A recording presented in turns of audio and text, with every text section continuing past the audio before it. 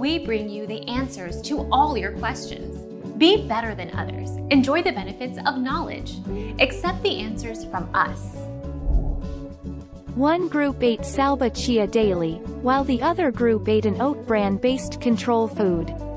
The participants who did not consume chia lost 0.3 kilograms or 0.66 pounds lb on average. Those who ate chia lost an average of 1.9 kilograms or 4.19 lb. Our mission is to provide accurate answers. We think without knowledge, it is impossible to live a balanced life. Be competent, be skillful. Thank you for watching. Don't forget to subscribe and hit the bell notification.